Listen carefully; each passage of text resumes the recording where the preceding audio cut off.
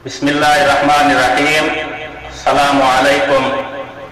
आज 22 जुलाई 2019 है। आज मैं बात करूंगा इमरान खान साहब के अमेरिका के दौरे के टॉपिक पर।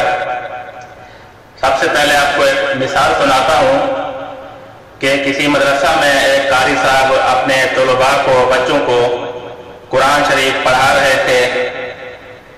तालिब इल्म ऊंची आवाज से पढ़ रहे थे। कारी साहब करीब मौजूद थे। इतने में एक मौलवी साहब तशरीफ लाते हैं, जिनकी खूबसूरत दाढ़ी पर तेल कंगा लगा हुआ, टोपी रुमाल के साथ। कारी साहब जब उनको देखते हैं तो अपने तलबा से कहते हैं कि एक बड़े कारी साहब तशरीफ ला रहे हैं, शायद इसलिए ऊंची आवाज से नहीं पढ़ो बल्कि आहिस्ता आवाज से पढ़ो ताकि वो हमारी गलतियां ना निकाले। तो तलबा आराम आराम से पढ़ना शुरू हो जाते हैं ताकि वो सुनकर गलतियां ना निकाले। जब वो मौलवी साहब करीब आते हैं, बैठते हैं सलाम के बाद, तो कारी साहब उनसे उनका नाम पूछते हैं। तो वो अपना नाम बताते हैं, यूसुफ।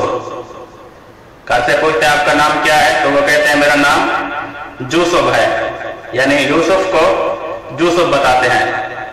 तो कारी साहब को उनका नाम पूछने पर ही उसकी जहालत का इल्म हो जाता है, अंदाजा हो जाता है कि ये कितने बड़े मौलवी साहब हैं, कितने बड़े अल्लामा हैं या कारी साहब हैं।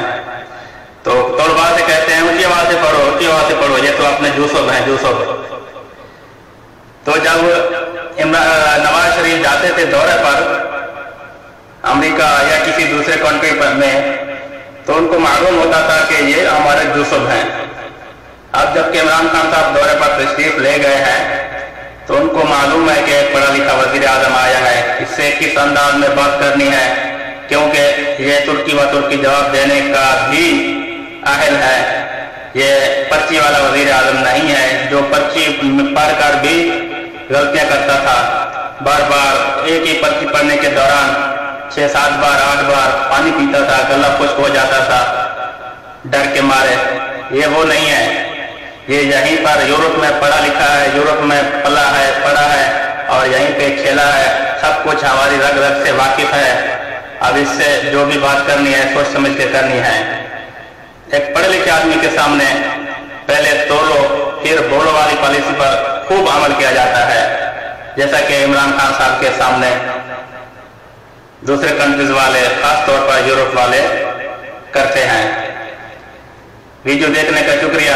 मज़ीद अच्छी वीडियो देखने के लिए आप मेरा YouTube channel PK YouTube channel देखते रहिए। मुझे इमरान खान साहब से इख्तलाफात भी हैं, लेकिन मैं इमरान खान साहब को चाहता भी हूँ,